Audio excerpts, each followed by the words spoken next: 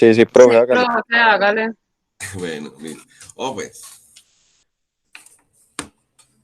Buenos días, mis queridos educandos. Bienvenidos a la clase de cálculo integral. Hoy estamos a 20 de agosto del 2020 y vamos a realizar la parte práctica, o sea, la evaluación, el quiz del tema que para hoy nos reúne, que es el teorema fundamental del cálculo.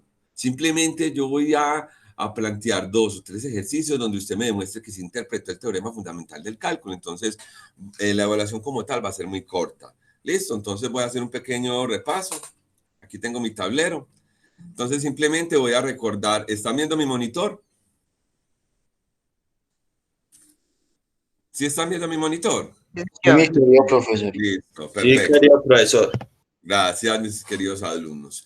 Bueno, mis queridos educandos, la situación se planteó entre Newton y Leibniz. Ellos eran contemporáneos, estamos hablando del siglo XVII, entonces 1600 terminando. Lo que yo sí sé es que Newton nació en 1642, entonces para que más o menos tengan una relación, él a los 23 años, súmele 23 años, que fue el genio donde sacó todas las teorías, entonces ya más o menos ustedes calculan en qué época era. Ahora, lo que hacían o el estudio que hacía era determinar el área bajo cualquier curva. Listo, entonces, ¿cómo determinar el área bajo cualquier curva? Entonces, simplemente lo partieron en rectángulos, la altura de cada rectángulo es f de x, listo, entonces esto siempre va a ser f de x, y la base del rectángulo es delta de x, listo. Entonces, interpretamos simplemente una suma infinita de rectángulos. O sea, ¿cómo se puede calcular el área más precisa? Mientras los rectángulos sean más pequeñitos, más preciso va a ser el cálculo. Listo, entonces para eso vamos a aplicar los límites. Entonces el área total va a ser igual al límite cuando n tiende a infinito. ¿Quién es n? N es el número de rectángulos. ¿De quién? De la sumatoria desde i igual a 1 hasta n. Entonces, por ejemplo, n puede ser un rectángulo, dos rectángulos, tres rectángulos. De la base por altura. El área de un rectángulo, ¿cuál es la base por altura? Entonces, o la altura por la base. La altura que es f de x. Siempre todas las alturas van a ser f de x. Y la base va a ser delta x. Entonces, observen que este delta x, cuando el número de rectángulos tiende a infinito, cada vez va a ser más pequeñito. Tanto así que va a tender a cero. ¿Listo? Cuando ese delta de x tiende a cero, ya se va a hablar de un diferencial de x. Y toda esta expresión, para no estar escribiendo límite, cuando n tiende a infinito, de la sumatoria de igual a 1 hasta infinito, de f de x delta de x, simplemente se denotó como integral. Y se representa con este símbolo. Entonces, integral de f de x de x. Eso es lo que llamamos una integral. Entonces, ahora, si nosotros definimos el intervalo desde A hasta B, entonces ya sería integral. Ponemos el inicio del intervalo abajo y el final del intervalo arriba. Entonces, ya esto sería una integral definida. ¿Listo? Simplemente ese es el concepto de integral.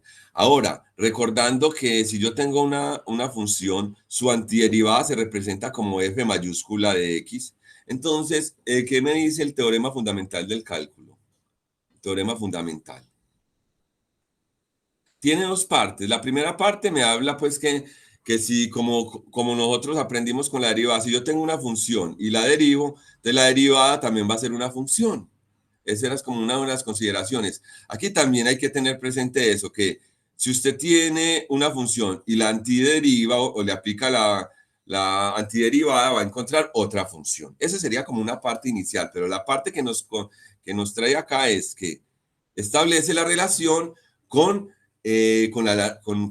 con el área bajo la curva. En otras palabras, el teorema fundamental del cálculo me relaciona las integrales con las antiderivadas. Me dice que la integral desde A hasta B de f de x es igual a la antiderivada evaluada en B menos la antiderivada evaluada en A. Entonces, simplemente yo me voy a limitar a hacer unos dos ejercicios acá. Por ejemplo, integral de 2 a 3 de 4x más 1 con respecto a x. Siempre tiene que estar el de X para que se genere el rectángulo.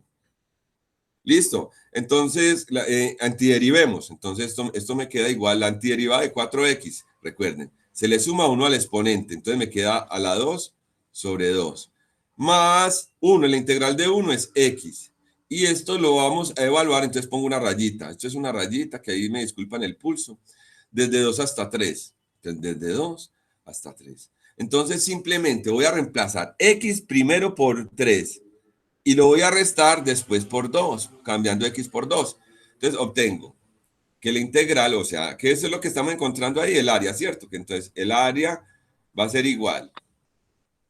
Reemplacemos X por 3. Ah, pero primero factorice. Profe, no se factoriza el 4 y el 2. Claro, eso estaba. Gracias por aclararme. Entonces, 4 dividido 2, se cancelan esto y aquí me queda un 2, ¿cierto? Entonces, sería 2 que multiplica por X al cuadrado, pero X es 3, entonces por 3 al cuadrado. Sigamos, más X.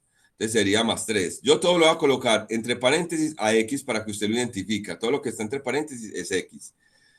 Listo. Este es el valor final, menos el valor inicial. Ese es evaluado en B. Ahora menos evaluado en A. Listo. Entonces, ahora evaluado en A es en 2. Entonces, menos. Entonces, abre paréntesis para que no se vaya a confundir. Que eso siempre les ocurre. Solo le cambian el signo al primer término. Entonces, reemplacemos ya no por 3, sino por 2. Entonces, me quedaría 2 por 2 a la 2. Estoy cambiando este 3 por 2. Y este 3 lo voy a cambiar por 2. Más 2. Operamos, ya esto es aritmético, ¿cierto? 3 a la 2, 9, 9 por 2, 18.